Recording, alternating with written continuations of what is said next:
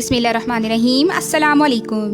حضرت محمد صلی اللہ علیہ وآلہ وسلم کے والدین کی شادی اور حضرت محمد صلی اللہ علیہ وآلہ وسلم کی ولادت پاسعادت کے واقعات جانیں اس ویڈیو میں۔ حضرت عبداللہ 12 بھائی تھے۔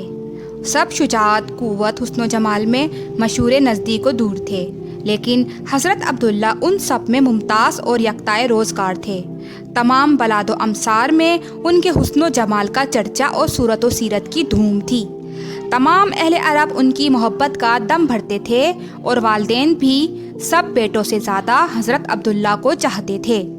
جس وقت عبداللہ مکے کے بازاروں میں گزرتے تھے، تمام عورتیں شہر کی جو حسینہ اور جمیلہ تھیں، وہ سب حضرت عبداللہ پر جان و مال سے فدا ہوتی تھیں اور ہر ایک ان سے نکاح کی آرزو رکھتی تھی۔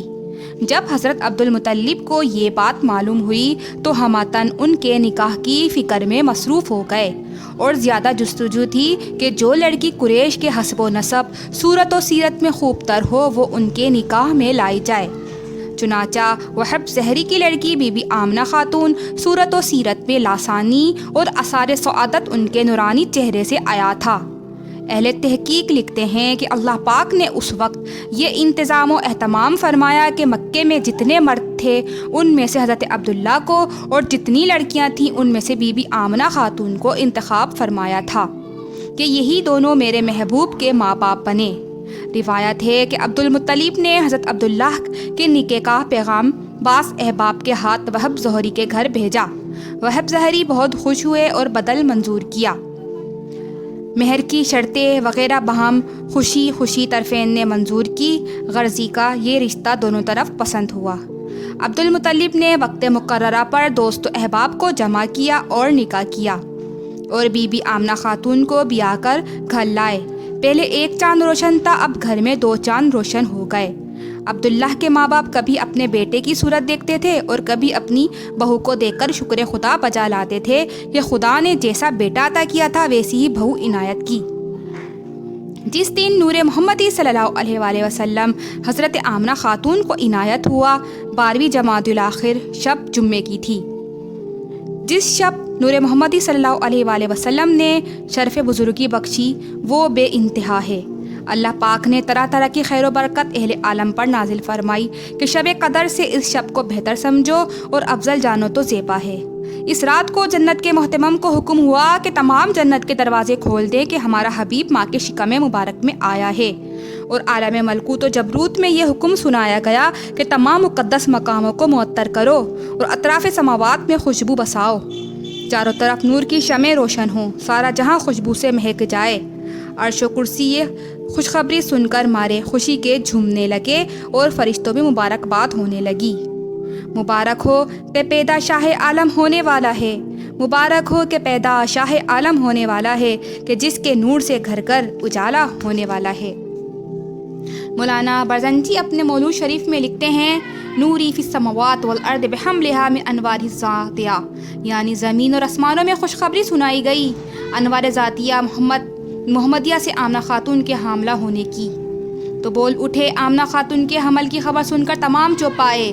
قریش کے عربی زبان میں بڑی فصاحت کے ساتھ اور اوندے ہو گئے تخت بادشاہوں کے اور گر پڑے بت منہ کے بل الٹے، اور بشارت دی کئی مشرق اور مغرب کے وحشی جانوروں، چرند و پرند اور دریائی جانوروں کو بشارت دی جنہوں نے آپ کے زمانے کی پیدائش کے قریب ہونے کی، اور سست ہو گئی کہانت اور مٹ گیا جوگیوں کا جوگی پنا۔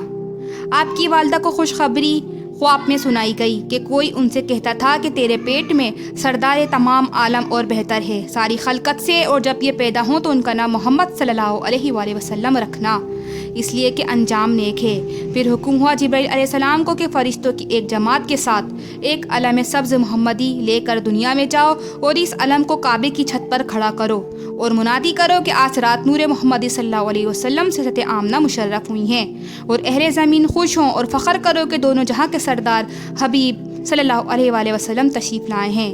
خوشا قسمت اس امت کی کہ محمد صلی اللہ علیہ وسلم سے پیغمبر پائے، اور زہر تقدیر اس شخص کی کہ محمد صلی اللہ علیہ وآلہ وسلم پر ایمان لائے اور پڑھے لا الہ الا اللہ محمد رسول اللہ۔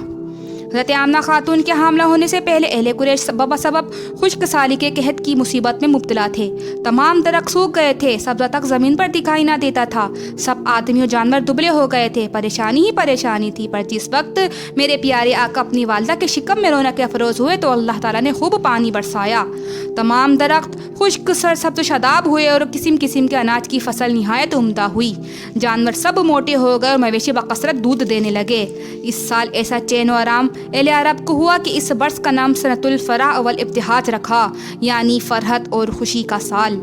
آمد مصطفیٰ سے ہے پھولا پھلا چمن چمن، آئی بہار ہر طرف کھلنے لگا چمن چمن. سبحان اللہ. جس وقت شب کو نور محمد صلی اللہ علیہ وسلم حضرت آمنہ کو عنایت ہوا، اللہ تعالیٰ کا ارشاد ہوا کہ اے عرش انوار کے برقعے پہن لے، اے کرسی فخر کی چادریں اوڑھ لے، اے جنت کی حور و جنت کی کھڑکیوں میں آراستہ ہو بیٹھو، اے فرشتوں نور کے پٹکے باندھ کر عرش کے گرد کھڑے ہو جاؤ، اے بہشت کے داروغہ جنت کے دروازے کھول دے، اے دوزخ کے مالک جہنم کے دروازے بند کر دے کہ ہمارا محبوب اپنی والدہ کے شکم میں جلوہ افروز ہوئے ہیں. حضرت بی بی آمنہ فرماتی ہیں کہ حمل کے شروع سے 6 مہینے تک مجھے کوئی علامت حمل کی ظاہر نہیں ہوئی، جو عموماً عورتوں کو اس حالت میں گرانی یا بار بار معلوم ہوا کرتا ہے، بلکہ جس قدر ولادت شریف کا زمانہ قریب آتا جاتا تھا آثار فرحت و سرور بڑھتے تھے اور طبیعت کو انبساط و شگفتگی ہوتی تھی. اور سب سے زیادہ میری عزت و توقیر یہ ہوئی کہ مہینے میں ایک پیغمبر آتے تھے اور مجھے خوشخبری سناتے تھے. یعنی پہلے مہینے میں حضرت آدم علیہ السلام تشریف لائے اور فرمایا کہ اے آمنہ، تمہارے شکم مبارک میں وہ صاحب عزت تعظیم ہیں جو سارے عالم کا بزرگ ہے. اور دوسرے مہینے میں حضرت نوح علیہ السلام تشریف لائے اور فرمایا کہ تمہارے شکم میں فرزند ہے جو صاحب نصرت و فتوح ہے. تیسرے مہینے میں حضرت ادریس علیہ السلام اور چوتھے میں حضرت ابراہیم علیہ السلام، پانچویں میں حضرت اسماعیل علیہ السلام، چھٹے میں حضرت موسیٰ علیہ السلام اور ساتویں میں حضرت داؤد علیہ السلام، آٹھویں میں حضرت سلیمان علیہ السلام اور نویں میں حضرت عیسیٰ علیہ السلام تشریف لائے اور سب نے طرح طرح کے فضائل کے ساتھ خوشخبری سنائی.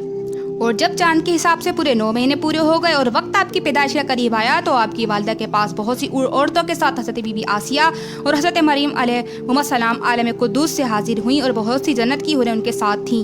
آپ کی والدہ فرماتی ہیں کہ اس وقت مجھے کچھ پیاس محسوس ہوئی. اسی وقت ایک نورانی فرشتہ میرے پاس آیا. اس کے ایک ہاتھ میں شربت کا گلاس بھرا ہوا تھا جو دودھ سے زیادہ سفید اور شہد سے زیادہ میٹھا، برف سے زیادہ ٹھنڈا اور اس میں گلاب سے زیادہ خوشبو آ رہی تھی. ہاتھ میں دیا اور کہا اسے پی لو، یہ جنت سے تمہارے لیے شربت آیا ہے. چنانچہ خوب سیر ہو کر پیا، پھر کہا اور پیا، تو میں نے اور پیا. اس وقت تشنگی رفع و سکون حاصل ہوا. پھر اس فرشتے نے یہ التجا کی، اظہر یا سید المرسلین، اظہر یا سید العالمین، اظہر یا خاتم النبیین. ندا تھی کہ سرکار تشریف لاؤ، شہنشاہ ابرار تشریف لاؤ، رسولوں کے سردار تشریف لاؤ، تو عالم کے مختار تشریف لاؤ.